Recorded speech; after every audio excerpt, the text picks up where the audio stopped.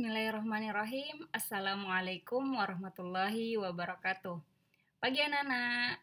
Alhamdulillah alamin. Banyak-banyak kita bersyukur atas apa yang diberikan Allah Subhanahu wa taala kepada kita, termasuk di dalamnya hari ini nikmat kesehatan untuk kita sama-sama belajar online.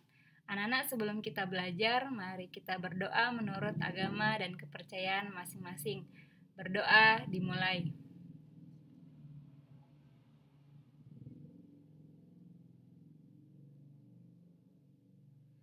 Berdoa selesai. Anak-anak, hari ini kita akan belajar materi pelajaran PKLH ya, bab 3 tentang hubungan manusia dengan lingkungannya. Pada pembelajaran kali ini kita akan belajar dua sub pokok bahasan, yaitu aktivitas manusia yang merusak lingkungan dan dampak dari kerusakan lingkungan. Ya anak-anak, hubungan manusia dengan lingkungan. Manusia dan lingkungan memiliki hubungan yang timbal balik, saling membutuhkan satu sama lain. Manusia hidup di lingkungan di mana kita semua membutuhkan lingkungan hidup untuk menunjang kebutuhan hidup kita. Sedangkan lingkungan membutuhkan manusia untuk tetap menjaga kelestariannya. Manusia dan lingkungan itu saling mempengaruhi. Lingkungan asri dan bersih membuat hidup manusia menjadi nyaman. Namun, lingkungan yang asri dan bersih juga tidak bisa dilakukan tanpa kepedulian dari manusia. Nah, ternyata banyak di antara manusia masih tidak peduli dengan lingkungan, sehingga menyebabkan beberapa kerusakan yang terjadi di lingkungan sekitarnya. Anak-anak, untuk Kota Balikpapan sendiri, ada beberapa peraturan yang berkaitan untuk menjaga kebersihan di Kota Balikpapan. Ya, bisa kalian lihat di layar. Yang pertama, Perda Kota Balikpapan nomor 10 tahun 2004 ini tentang pengelolaan persampahan. Ya, jadi di sini dinyatakan bahwa membuang sampah di TPS itu ada waktunya, yaitu antara pukul 18.00 sampai 06.00 WITA. Maka ketika membuang sampah di TPS, ya diharapkan warga Balikpapan dapat membuang pada jam-jam tersebut sebelum sampah diangkut ke TPA. Nah, yang kedua adalah Perda nomor 13 tahun 2015 tentang pengelolaan sampah rumah tangga dan sampah sejenis sampah rumah tangga. Ya, semua warga diharapkan dapat mengelola sampah rumah tangganya menjadi suatu karya seni yang bisa dimanfaatkan untuk mengurangi tumpukan sampah di TPS dan di TPA. Kemudian ada Perwali Balikpapan nomor 8 tahun 2018 untuk mengurangi pemakaian kantong plastik. Nah, peraturan ini diharapkan mampu menghindari kerusakan lingkungan di wilayah Kota Balikpapan yang diakibatkan oleh pemakaian kantong plastik. Jadi, anak-anak bisa menerapkan ini di rumahnya dengan ketika berbelanja,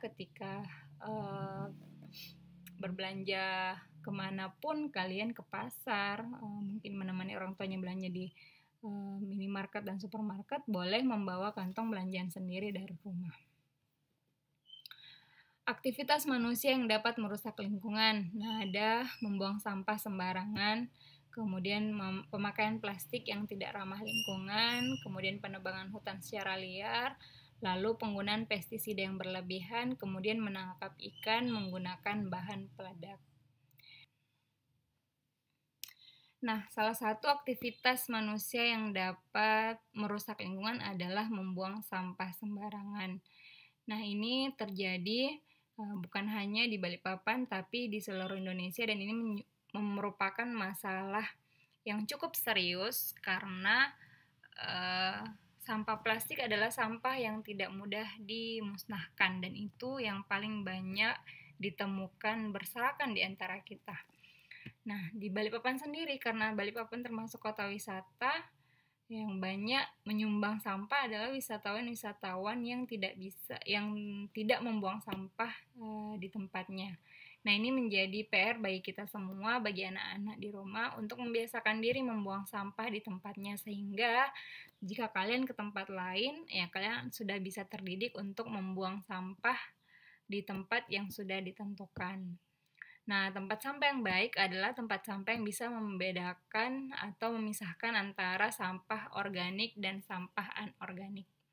Di sini sudah seperti ini ya tempat sampahnya.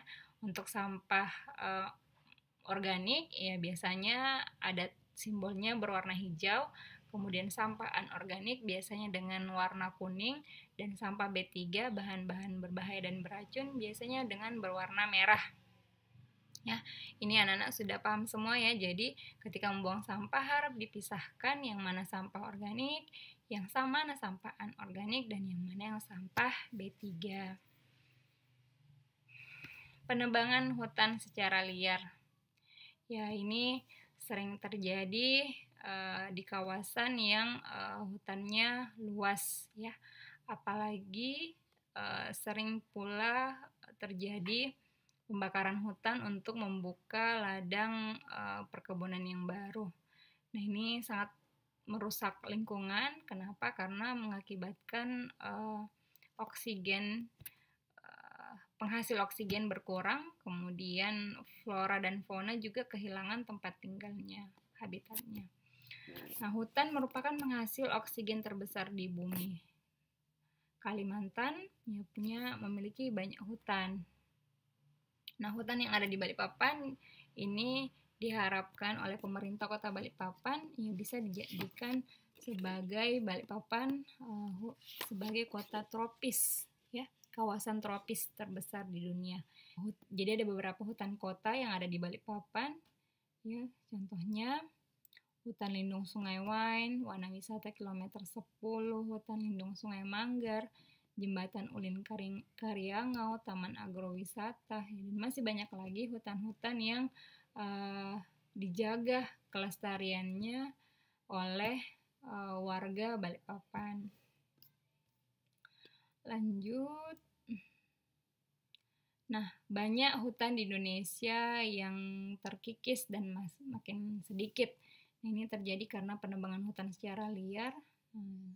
Bahkan ada oknum-oknum yang sengaja menebang hutan untuk keuntungan pribadi.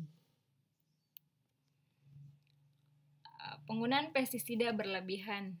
Ya, pertanian merupakan bidang yang sedang dikembangkan oleh Kota Balikpapan dan diharapkan mampu menghasilkan kualitas pertanian yang baik. Nah, untuk meningkatkan kualitas yang baik diperlukan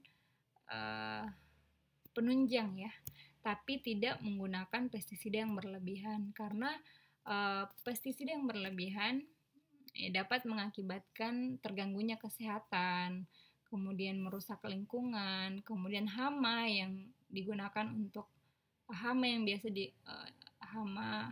biasa menyerang tanaman akan menjadi kebal jika diberi pestisida yang berlebihan.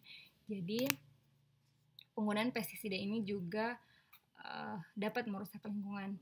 Nah, di Balikpapan sendiri itu biasanya digunakan pestisida alami ya, itu dari daun jarak. Nah, nanti kalian bisa praktek bagaimana membuat pestisida alami dari daun jarak. Kemudian menangkap ikan menggunakan bahan peledak. Nah, penangkapan ikan menggunakan bahan peledak ini sangat merusak ekosistem perairan.